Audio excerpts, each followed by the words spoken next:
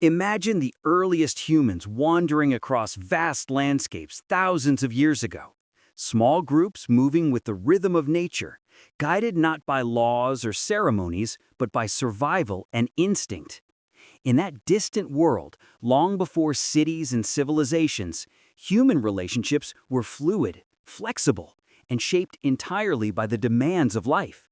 In that simplicity, the foundations of what we now call marriage were already forming, not as a ritual, but as a social process emerging from human behavior itself.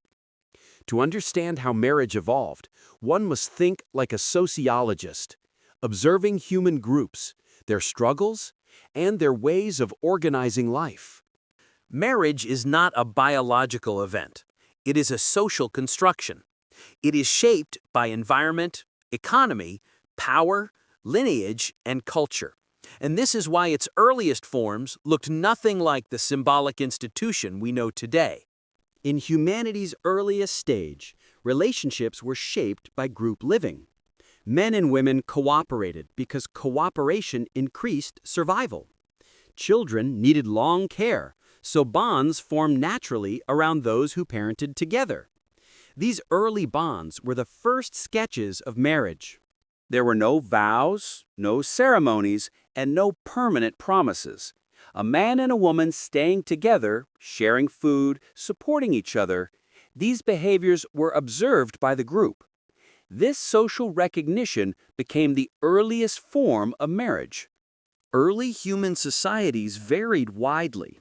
Some traced lineage through the mother because maternity was certain. In these matrilineal systems, the woman's clan formed the core of family identity.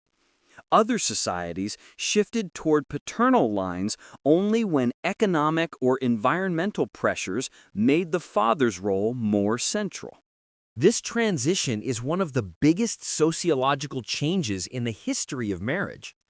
Marriage moved from a flexible arrangement to a structured system tied to inheritance, responsibility, and authority.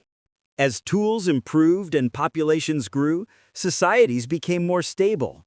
With stability came the need for rules. Without them, relationship conflicts disrupted group harmony. Clarity was required. Who belonged to whom? Who cared for which child? Who shared resources? These pressures institutionalized marriage. What started as a natural partnership became a defined social relationship. Customs appeared, gifts, services, symbolic acts. Marriage slowly became an institution. Sociologically, marriage evolved to regulate sexual relations, secure lineage, and maintain social order. It organized intimate life so society could function smoothly. Different societies developed different marriage forms. Polygyny emerged where resources supported large households. Polyandry appeared where resources were scarce.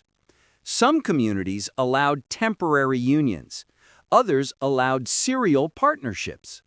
Marriage adapted to environment. A major turning point came with agriculture. When humans settled and farmed, property became central. Land could be owned, animals kept, wealth accumulated.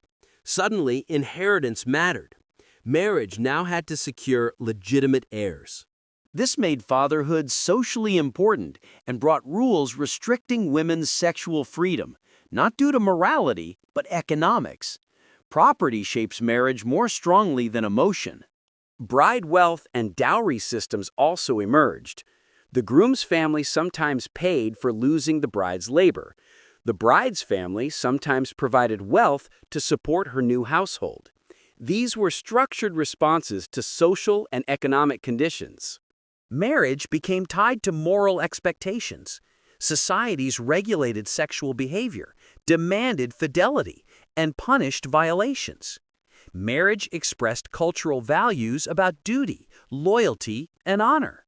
For much of history, marriage wasn't about romantic love. People married for alliances, property, and survival. Feelings developed after marriage. Love existed, but it was not seen as a stable foundation. As societies grew complex and individuals gained autonomy, choosing a partner based on affection slowly gained importance. But even this shift did not erase marriage's older economic and social roles. Divorce rules also reflected economic structures. Where property mattered, divorce became restricted. Where property mattered less, divorce remained simple and common. Marriage always mirrored society's economic needs. Modern times brought new transformations. Education, urbanization, and individual rights made marriage more about personal fulfillment. Emotional well-being became a reason to marry or to separate. Yet marriage still carries traces of its ancient duties. Today, marriage continues to evolve. It remains one of the most enduring human institutions, shaped by thousands of years of change. From ancient shelters to modern cities, from survival alliances to love-based unions, the history of marriage is the history of society itself, always adapting, always reflecting the complexities of human life.